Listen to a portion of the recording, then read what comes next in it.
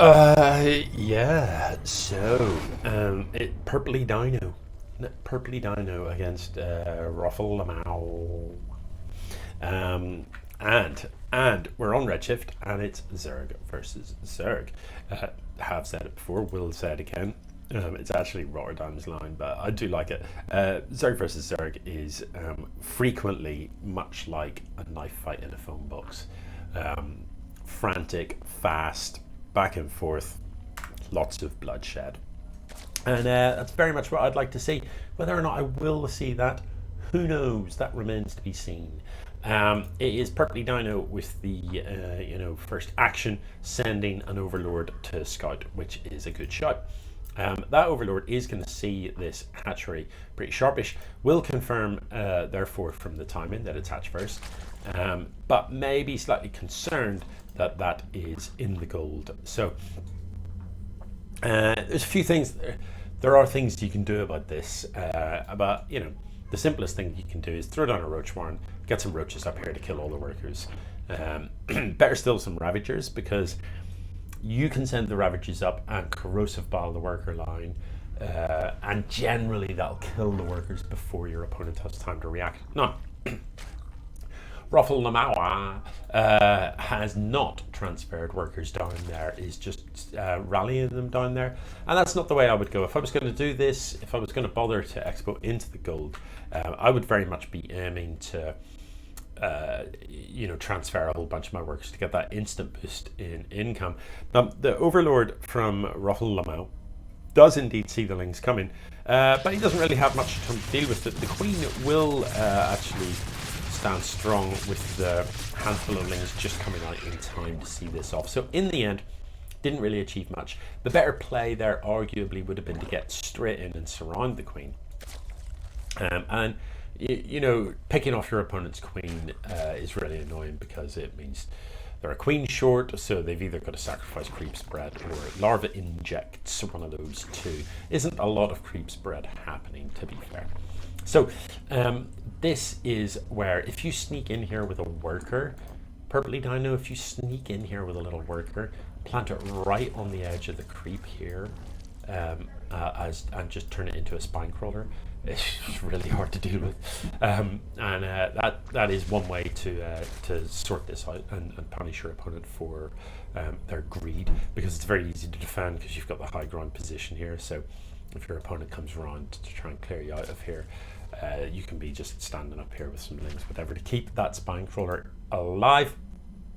PurplyDino now with his own expo in the gold, and a fourth as well, so must have a reasonable amount of income, but this army is beginning to look pretty strong from Ruffle. So if we look on the army tab, we've got 16, well, we did have 16 roaches, but we're going to have some ravagers instead. So 13 roaches, 3 ravagers, compared to the 7 roaches of his opponent.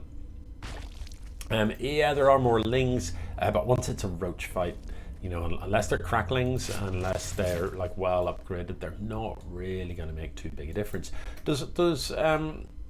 Yeah, I don't know. So Ruffle choosing to expand forward rather than this base, and I'm not really. I don't know. Like, why?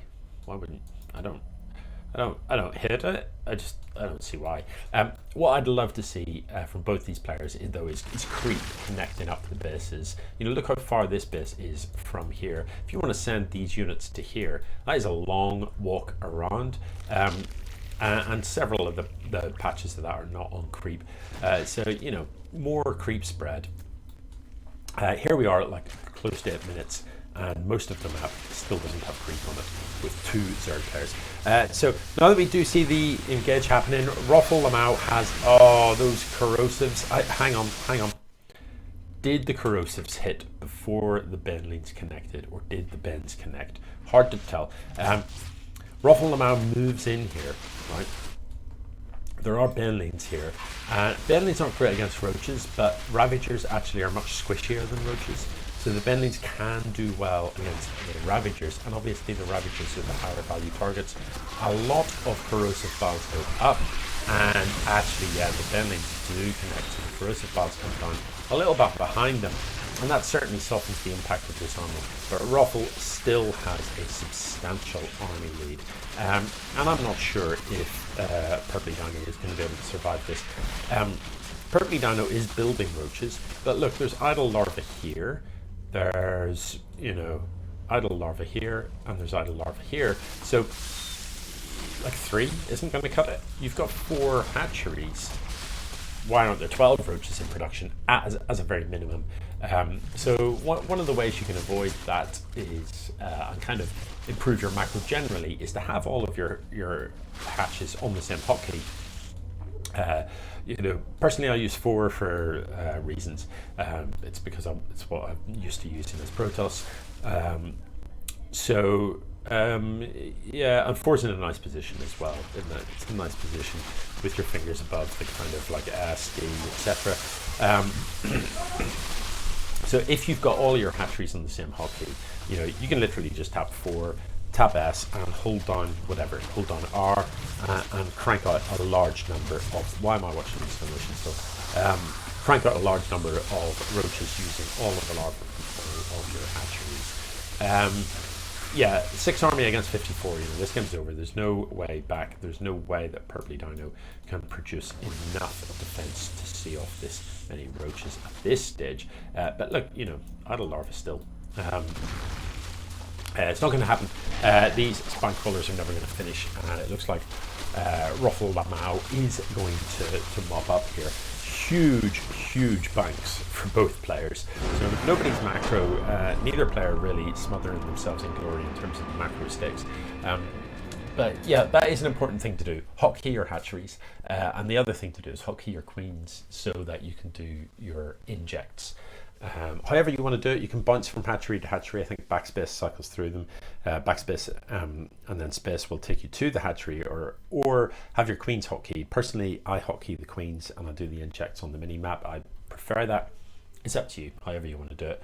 But do remember to keep up the queen injects so that you've got more larvae. Otherwise, you know, what's the point in gold expands and having 4 bases? Yeah, you've got loads of money, but if you're not spending it, you're not winning. Anyway, GG.